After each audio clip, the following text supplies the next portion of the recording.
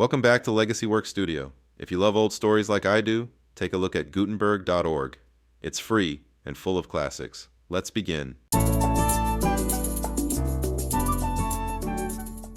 Hello, friends, and welcome to Stories from Around the World, where each tale takes us someplace new, across oceans, over mountains, and through time.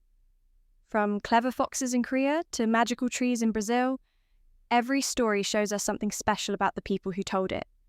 So, grab your imagination. Our journey begins now. Today, we travel to the sunny islands of Polynesia, across the great Pacific Ocean, for an epic legend. This is the story of the great hero Maui, a clever and brave demigod who decided to take on the biggest challenge imaginable to help his people. Maui, Snaring, the sun. In the time of the ancestors, the days were very short.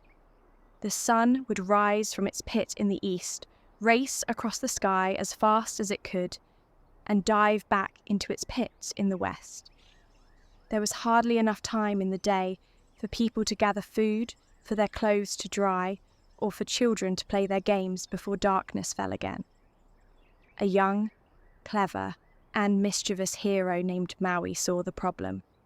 He watched his mother lay out her beautiful tapa cloth to dry, only to have to bring it in still damp at the end of the short day. He heard the people of his village complaining that they were always hungry and always tired.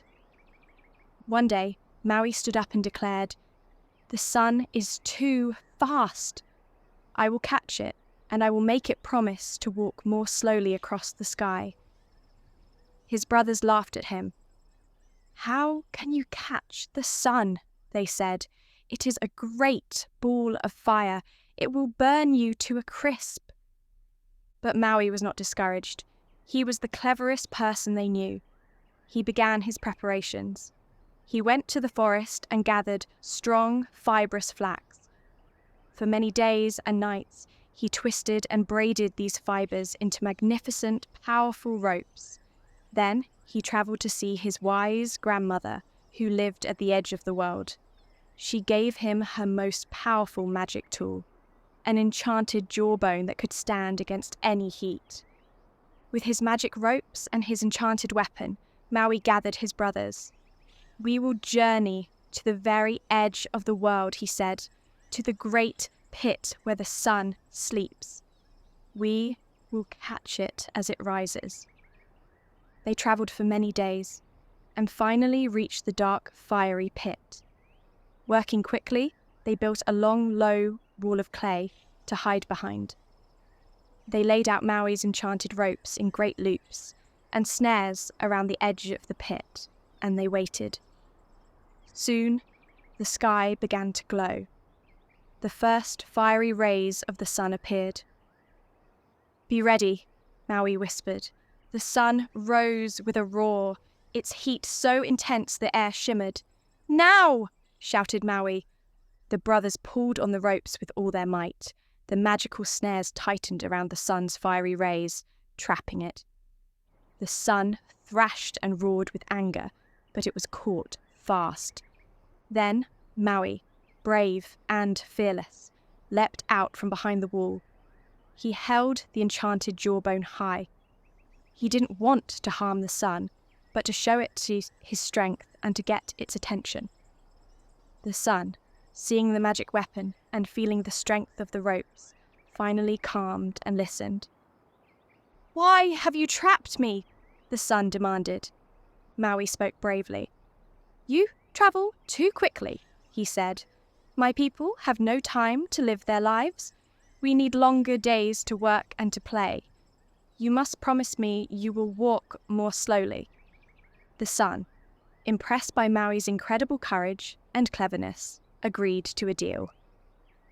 For half the year, it would travel slowly and carefully across the sky, giving the world long, warm days. For the other half of the year, it would travel a little faster. Maui agreed. He loosened the ropes and set the sun free, and the sun kept its promise.